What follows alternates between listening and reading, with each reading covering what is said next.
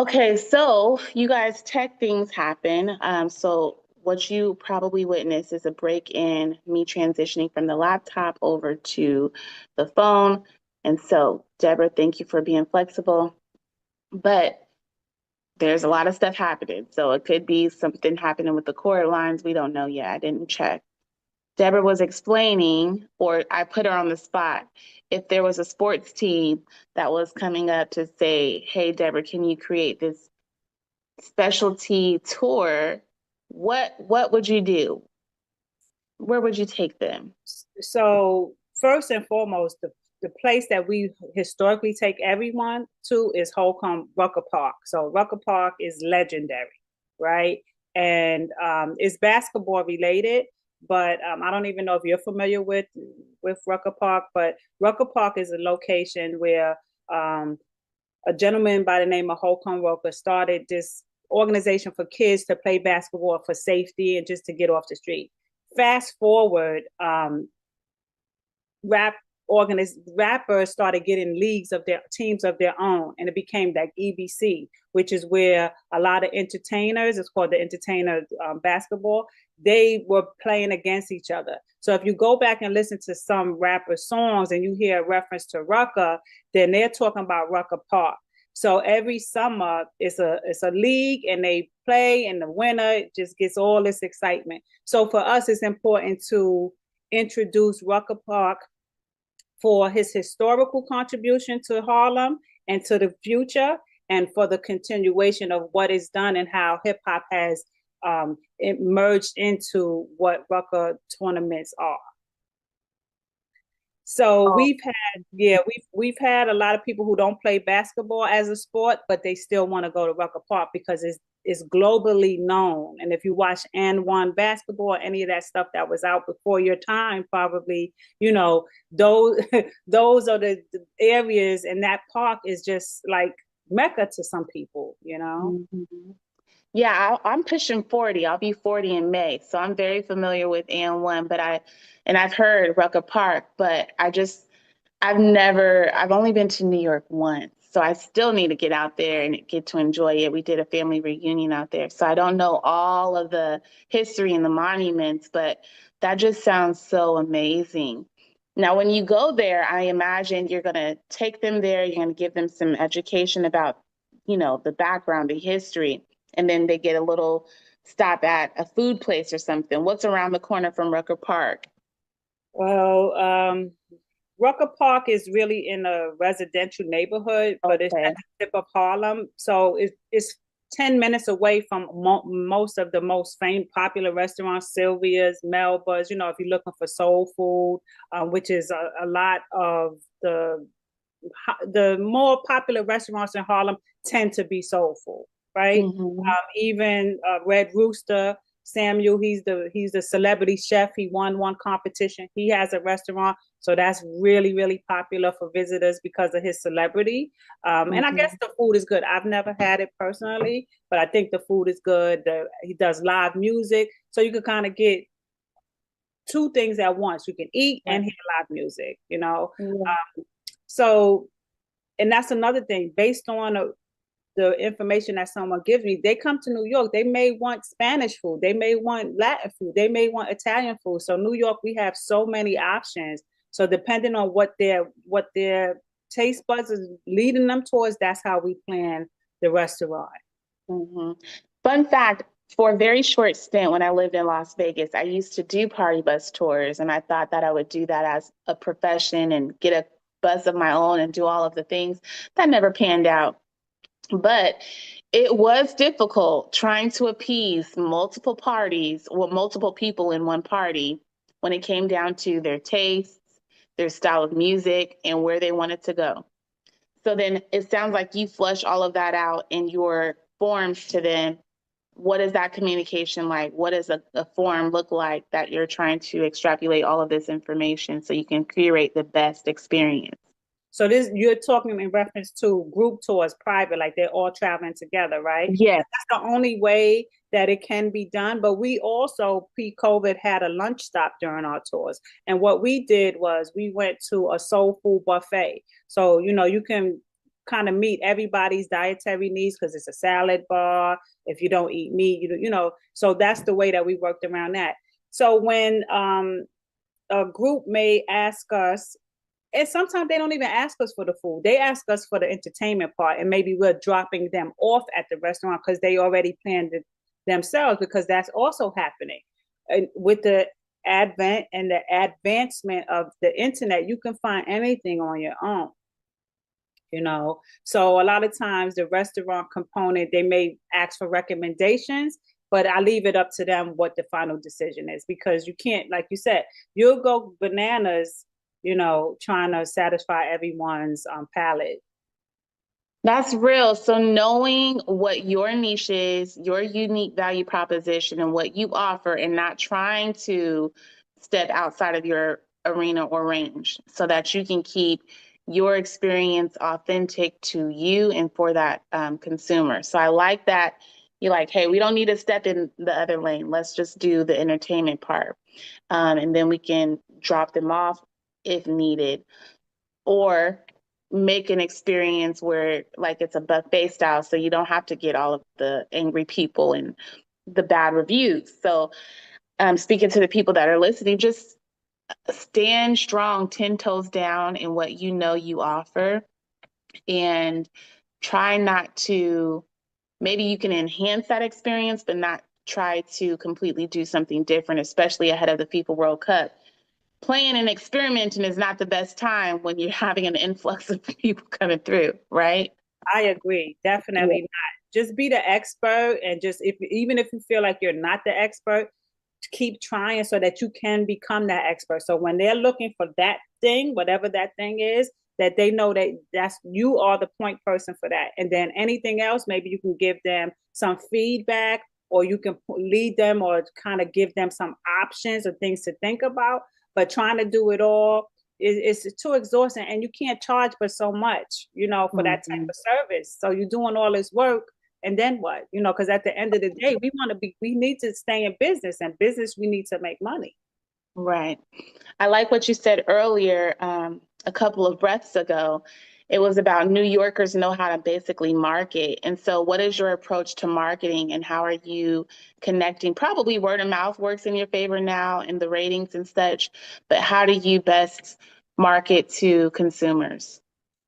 So that's really difficult being in a place like New York, because just like New York as a whole, like our tourism agencies, they promote New York that you must be here.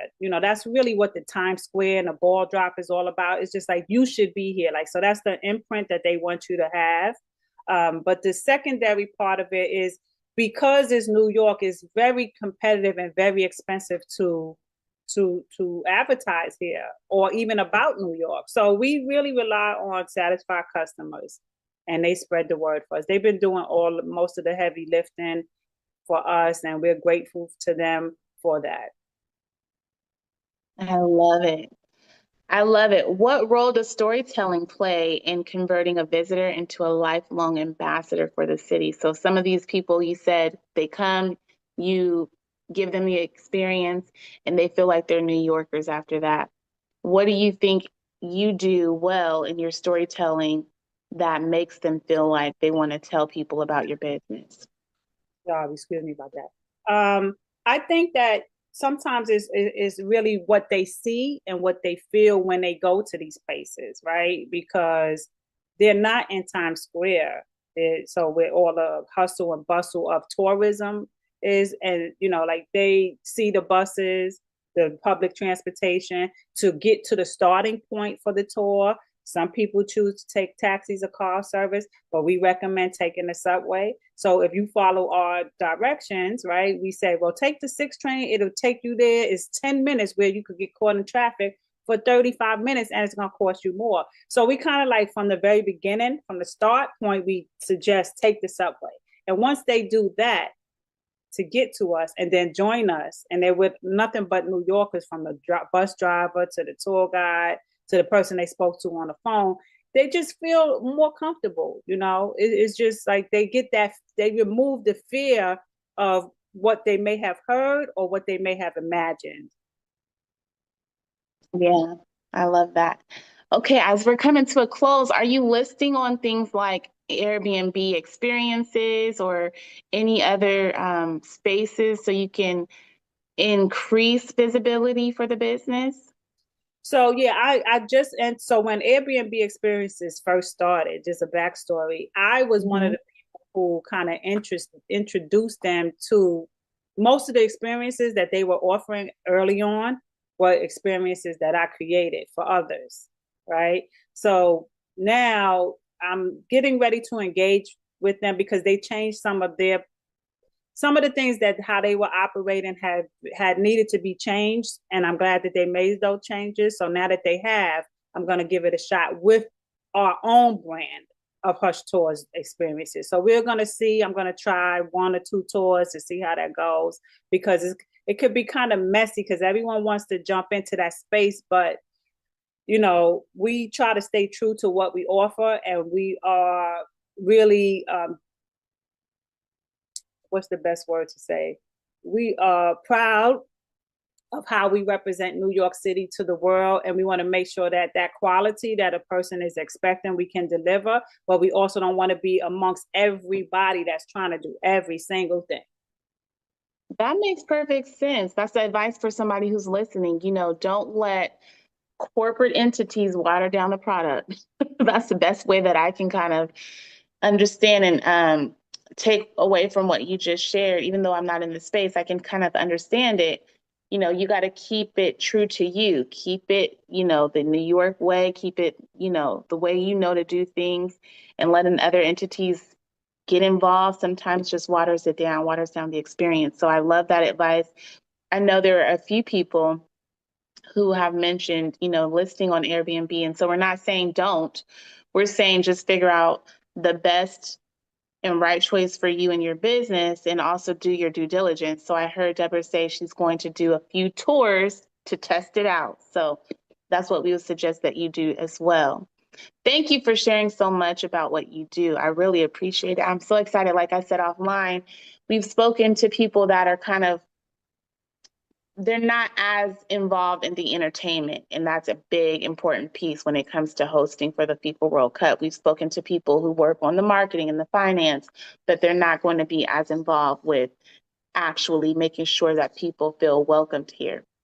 So to have you on is a big plus. We appreciate you. Tell people how they can, if they're in the New York area, how they can do a tour, they can book with you and meet you in person. Right. So they can visit our website, hushtours.com. That gives updates of all of our existing tours. And then we also have new tours that we test out every once in a while, or we offer specialty tours in between. Like for Black History Month, we have a special tour that we designed just for February. So, just check the website. If you don't think that you're going to make it to New York this year, hopefully we'll be here next year and the year after that. So it's important if you someone who grew up in the culture to kind of experience and celebrate it before they take our music and start rearranging who started it, where it started it, why it started. We can't have that. And if you have children and they're into the culture because they were born into it, it's also important for them to learn some of the roots of the culture.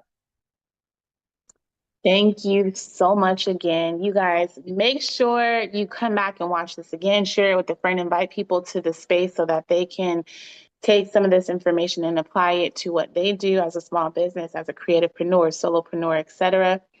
Thank you again, Deborah, and thank you for watching. Come back and listen to the next episode on Whole City Hustle. Thank you.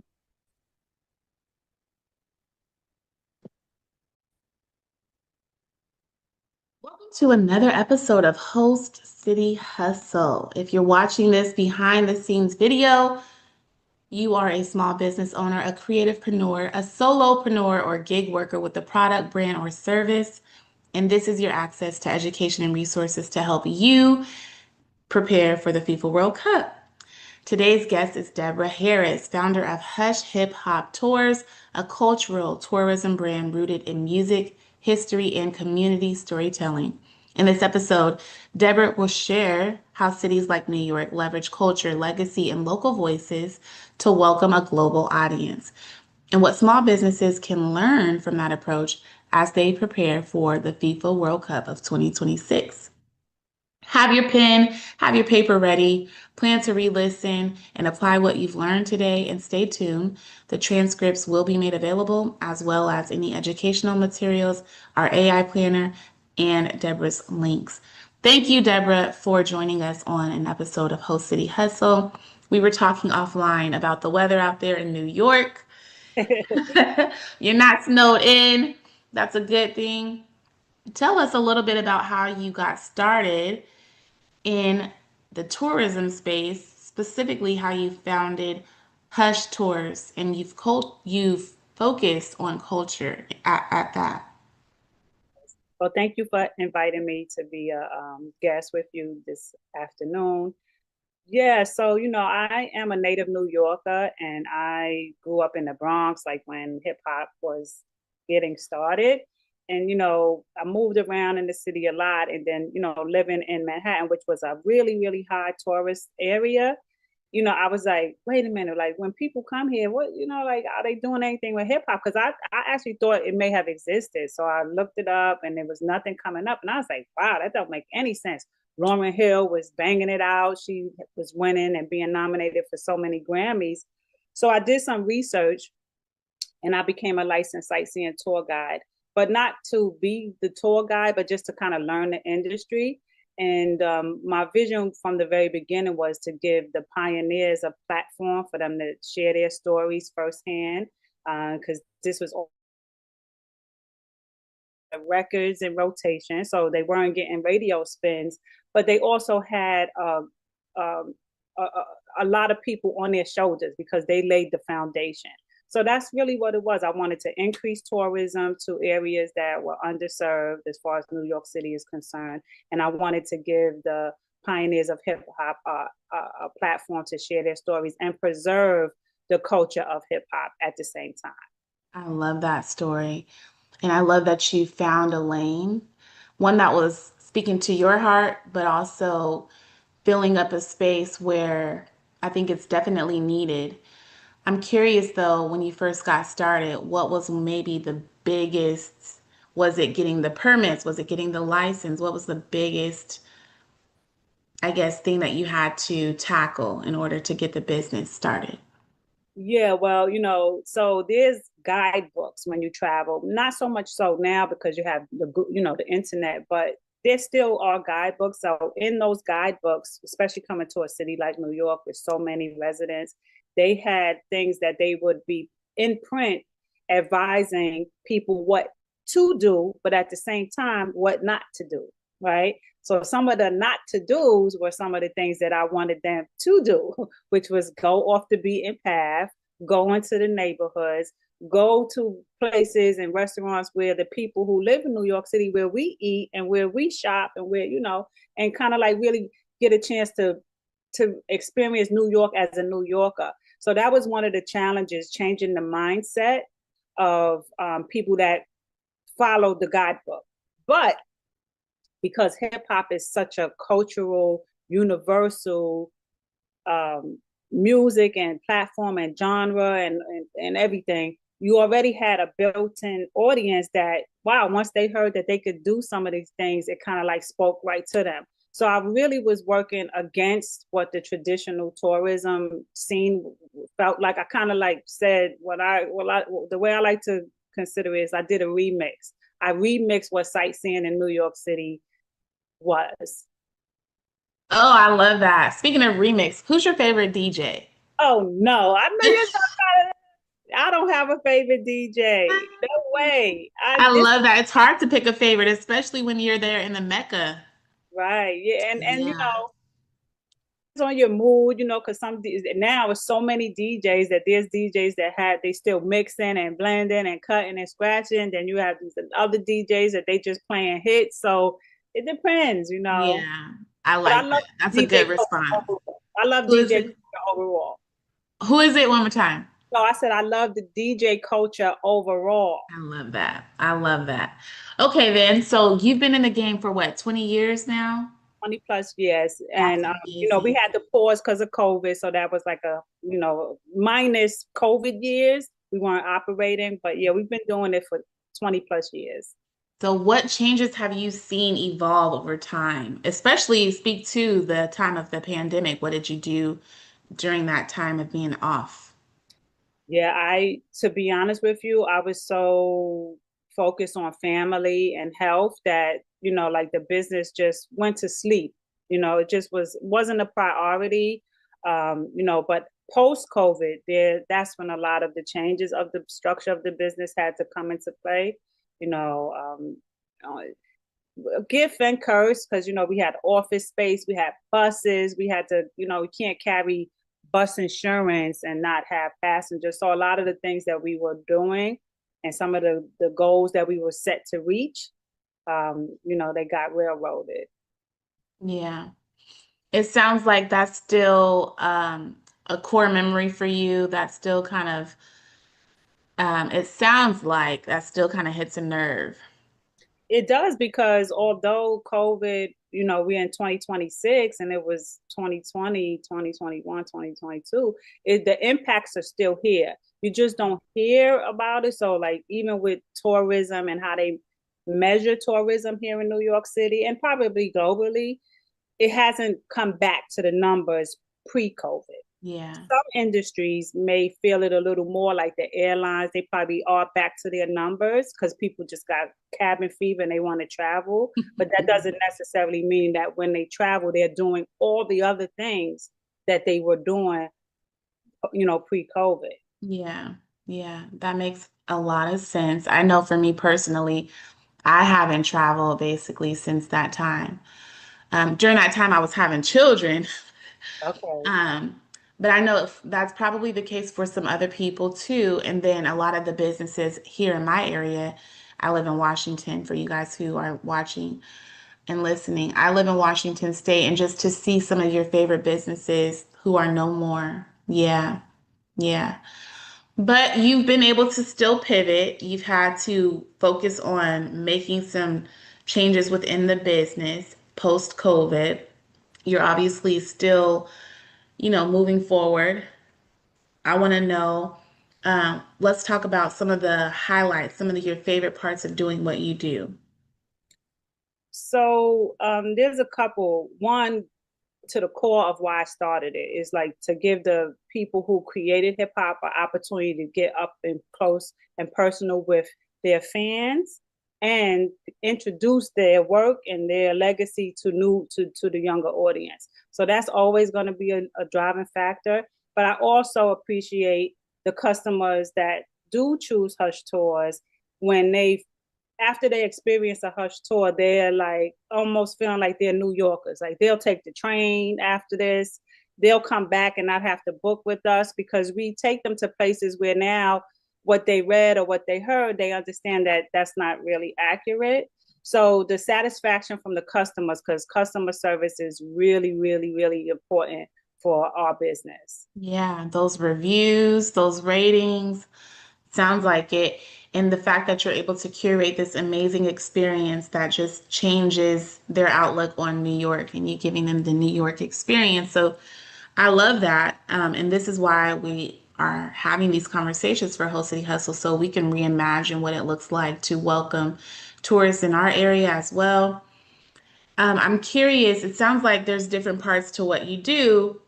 Someone's in charge of working with the artist, perhaps, and then you have to build out the tours, and then you have to do the customer service. Which part of it do you do, or do you do all things? Because that tends to happen with small business owners too. Yeah. So there's times that I wear many hats, but because we have a lot, like so many things are on, so many sales are online now Hmm. that has helped because you can buy a ticket any time of the day, right? No matter what region you are, what time zone you're in. So the website never closes, and most of our customers pre-book. It's not like you decide when you get here what you're going to do. When you come to New York City, most people already have an idea what their itinerary is, and New York is promoted in a way that get it now or you might miss it, right? So with that type of energy, people pre-book. Um, But what I really enjoy doing is creating tours. Like, so we have our standard tours that we do, but I also do specialty tours. I curate tours for different corporate organizations, student market, or couples, or just smaller groups. So, like, they may have more interest in graffiti and murals. So, like, when I can create something after they tell me what it is that they're passionate about, that is really what keeps me. I love doing that. That's So the highlight of it. specialty tours, Yes, themed tours. yes. Okay, so right away, what jumps out to you when a sports team is coming and they say they want to work with you and if you can curate a tour for them? What So jumps out? yeah, so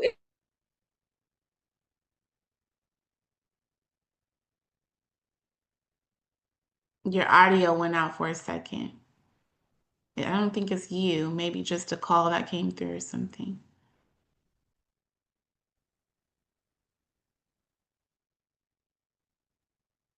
I see your lips moving. Hold on.